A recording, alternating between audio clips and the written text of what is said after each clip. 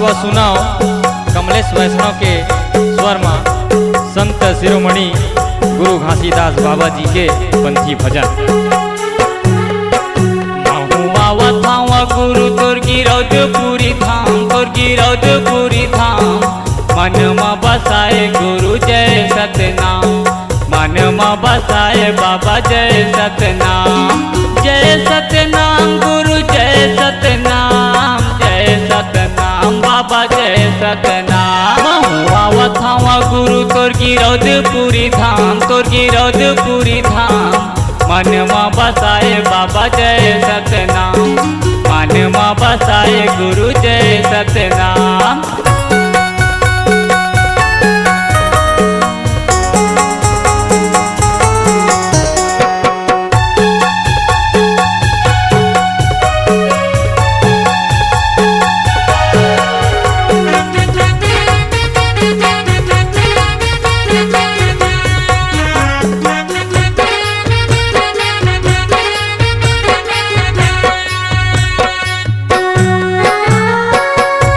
नदी माँ बाबा मैं नहाल देव, मैं नहाल देव, तोरे आसन के बाबा दर्शन ला पाल देव, दर्शन ला पाल देव, मैं नहाल देव, दर्शन ला पाल देव, मैं नहाल देव, दर्शन ला पाल देव।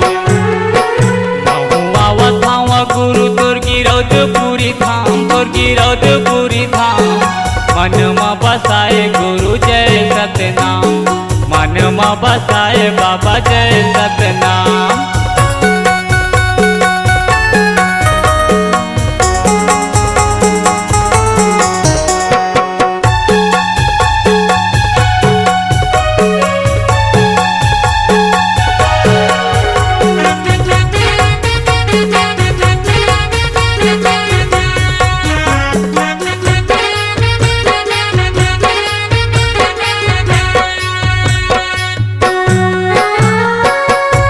पहाड़ में गुरु धुनी जलाए रहे, धुनी जलाए रहे, पचकुंडी के गंगाला तहीं बहाए रहे, तहीं बहाए रहे, धुनी जलाए रहे, गंगा बहाए रहे, धुनी जलाए रहे, गंगा बहाए रहे।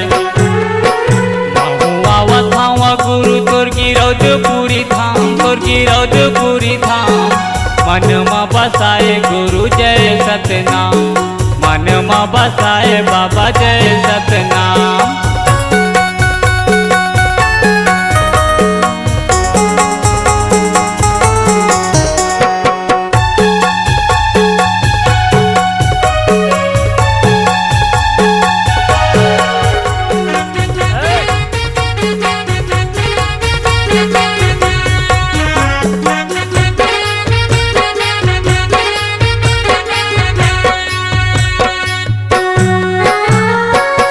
तपसी बन के बाबा मुक्ति ला बताए हो, मुक्ति ला बताए, भटकत हंसला सतनाम जपाए हो, सतनाम जपाए, मुक्ति ला बताए हो, सतनाम जपाए, मुक्ति ला बताए हो, सतनाम जपाए।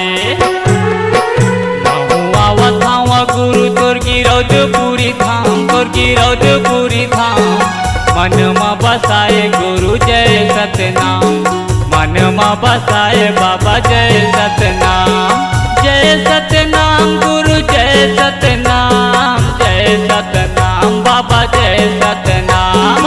आवत हवा गुरु तोर गिरौद पूरी धाम, तोर गिरौद पूरी धाम, मन में बसाए बाबा जय सतनाम, मन में बसाए गुरु जय सतनाम, मन में बसाए बाबा जय सतनाम।